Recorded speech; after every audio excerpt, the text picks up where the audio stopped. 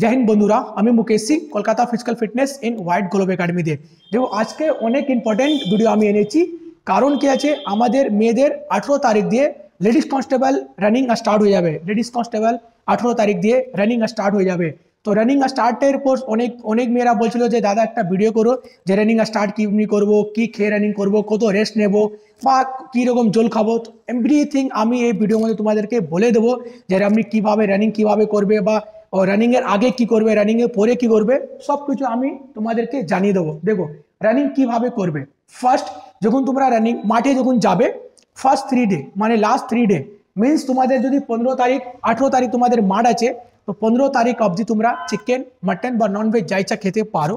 তারপর তুমি বডিটা পুরো রেস্ট জোন মধ্যে চলে আসো, মানে 3 দিন কিছু খাওয়া দাওয়া একদম নর্মালি খাওয়া দাওয়া, যেটা বাড়ি খাওয়া দাওয়া, অয়েলি ফুড খাবে না। দেন তারপর তোমরা 3 দিন জাস্ট নর্মাল মাঠে যাবে, হালকা ওয়ার্ম আপ করবে, হালকা ওয়ার্ম আপ করে দেন চলে আসবে। পুরো বডিটা রেস্ট মধ্যে যাও না, একটু ওয়ার্ম আপ করবে। ওকে, এবার রানিং কিভাবে করবে দেখো। ফার্স্ট যখন যাবে, ঠিক আছে, মাঠে, এটা মাঠের জন্য আমি তোমাদেরকে লাস্টে বুঝিয়ে দেবো, আগে আমি সব কিছু ক্লিয়ার করে দিই। ঠিক আছে, মাঠে যখন নামবে তোমরা কোনোদিন মাঠ তোমরা ছাড়বে না।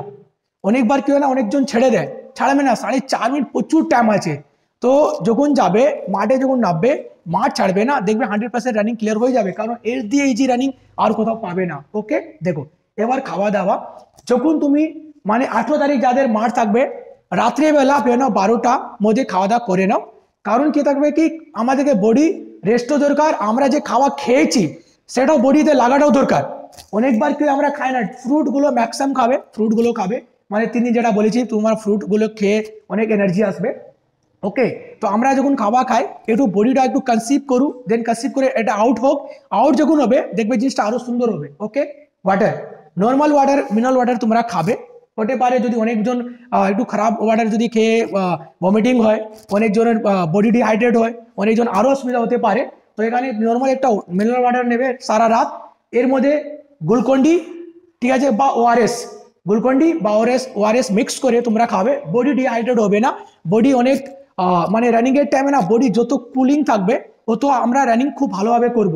ঠিক আছে, যদি কারো ব্যথা হচ্ছে তো পেন কিলার খেতে পারো, ভলনি নিতে পারো। ঠিক আছে, পেন কিলার খেয়ে তোমরা, আর আরেকটা জিনিস বলে দিই, তোমরা পেন কিলার ওষুধ রেখে নাও ব্যাগে, গ্যাসের ওষুধ রেখে নাও, ফিভার যার জোর আসে তারও একটু ওষুধ রেখে নাও। হতে পারে ইনকেস টেনশন মধ্যে এগুলো ইস্যু চলে আসে।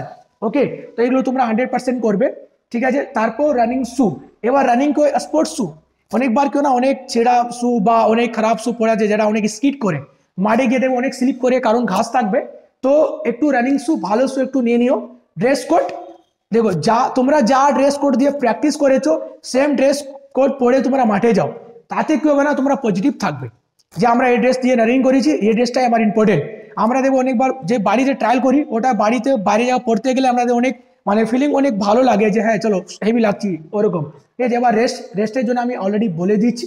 কপালে একটু এদিকে চলে আসো। তোমাদের কাছে, আমাদের বোনের কাছে সেম এরকম পুরো ট্র্যাক থাকবে, মাঠ থাকবে পুরো এরকম মাঠ। তুমি ব্যারাকপুর যাও বা তোমাদের কি নাম আছে এটা, আরে কোলাঘাটে যেটা মাঠ দিয়েছে ওখানেও সেম আছে, মানে যেখানে যেরকম মাঠ দিয়েছে স্পেশাল 200 মিটার সব জায়গায় মাঠ রয়েছে। ওকে, তো তোমরা যখন রানিং করবে, এটা 200 মাঠ।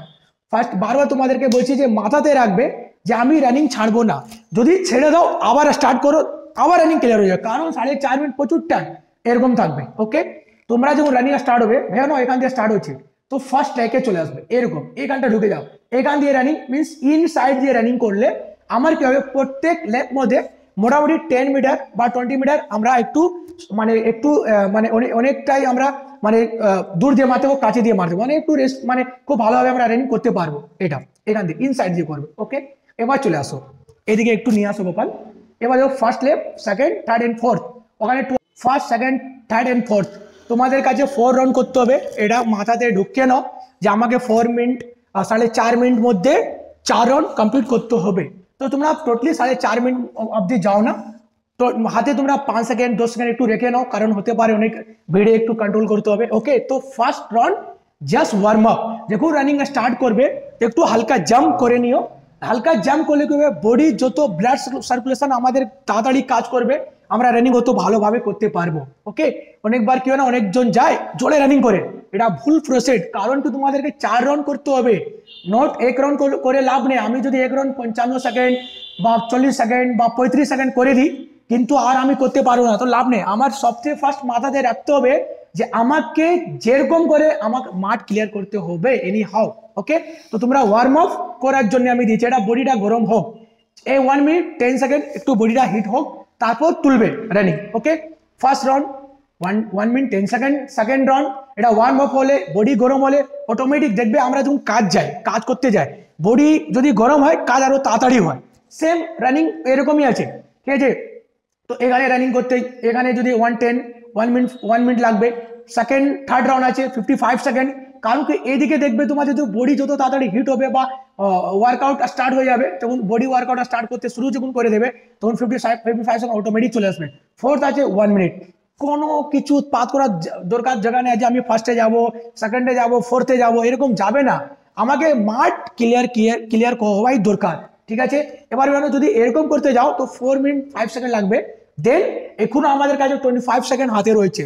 এবার কি হবে, অনেক যখন রানিং করেছে first round, second round, third round, then third round মধ্যে গিয়ে একটু স্টপ হয়ে গেল, তো ওখানে যদি তুমি 5 সেকেন্ড বা 10 সেকেন্ড যদি রেস্ট নিয়ে নাও, তাও যদি 10 সেকেন্ড রেস্ট নিয়ে নিই, তাও আমাদের হাতে এখন 15 সেকেন্ড বাকি। আবার রানিং স্টার্ট করবে, আবার রানিং স্টার্ট করতে করতে দেন তোমাদের কাছে ঠিক রানিং ক্লিয়ার হয়ে যাবে। ওকে, তো এরকম যদি তোমরা করো তাহলে তোমাদের রানিং 100% ক্লিয়ার হয়ে যাবে। আর যদি তোমাদের কাছে যদি কোনো রিকোয়ারমেন্ট থাকে যে দাদা কীরকম রানিং করতে পারবো, দাদা সিন পেন করছে, বডি পেন করতে পারছো না রানিং, আমাকে মেসেজ করো আর ভিডিওটা লাইক করো, সাবস্ক্রাইব করো।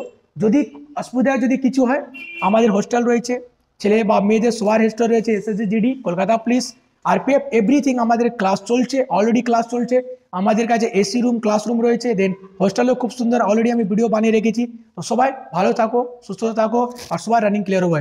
সবাই কিন্তু মাঠ ছাড়বে না, কারণ এগুলো যদি অফার যদি একবার চলে যায় আর আসবে না। যদি একবার মাঠ পাস যদি না করো তো মোটামুটি তুমি 3 বছর পিছনে চলে গেছো, কারণ কি এখন রিকোয়ারমেন্ট অনেক আসবে না, অনেক ইস্যু হতে পারে, আর বারবার সবার মাঠ রিটেন কোয়ালিফাইড হয় না। ওকে, ভালো থাকো, সুস্থ থাকো, জয় হিন্দ।